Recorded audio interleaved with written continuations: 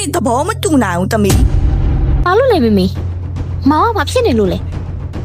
ဘာဖြစ်နေလို့လဲဟုတ်လားညီမအုံနောက်မရှိဘူးလားမိန်းကလေးတယောက်ကညီကိုဘာလို့ဒီစင်တမ်းမြအောင်ထားနိုင်မှာမို့လဲ မမေပဲပေါင်နဲ့တွဲနေတာကိုခွင့်ပြုပေးခဲ့တာမဟုတ်ဘူးလားခုမှဘာလို့ဒီလိုမျိုးပြောရတာလဲမောင်ကမင်းကလေးဆိုပေမဲ့သမီးကိုစိတ်ဆင်းရဲအောင်တစ်ခါမှမလုပ်ခဲ့ဘူးမမေသမီးကတော့မောင်ပဲလက်ထက်မယ် မေးချက်မတီးညီငါစီနေပေးရသူနဲ့ပဲလက်ထပ်ရမယ်အခုချိန်ကစပြီညီဘဲမှသွားဖို့မစင်စားနဲ့ဒါငါမိတ်ပဲ မမေမလုပ်ပါနဲ့မောင်ကစောင့်နေမှာမမေ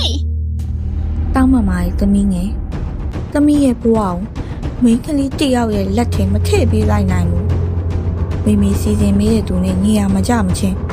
သမီးဘဲမှထွက်ခွင့်မပြုနိုင်ဘူး မောင်ကငါ့ကိုစောင့်နေမှာငါတောင်းမှပါတယ်မောင်ရဲ့ဒီစီကိုတောက်လိုက်ငါမမစီစင်မေးတဲ့သူနဲ့လက်ထပ်เสียမလို့တော့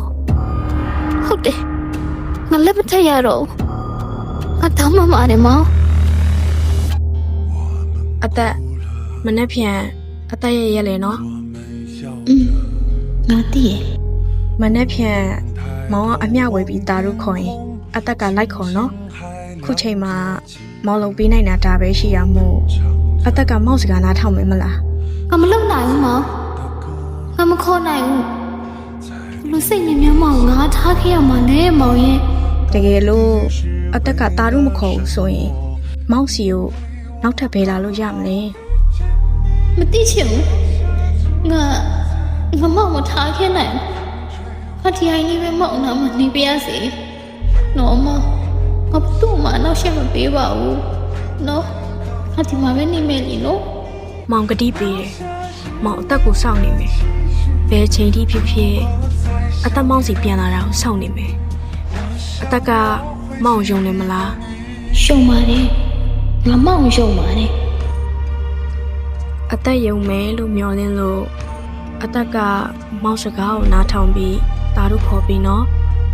နောက်ဘဝကျရင်အသက်ကမောင်စီကိုပဲတေချာပြန်လာခဲ့နော်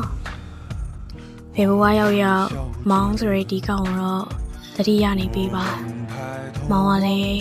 အသက်ကိုစောင့်နေပါမယ် မောင်စကားငါနားထောင်နေနော်မောင်ငါ့ကိုပဲစောင့်နေပြီနော်ငါဆက်ပြန်လာခဲ့မယ် နှုတ်ဆက်ပါရဲ့အသက် မ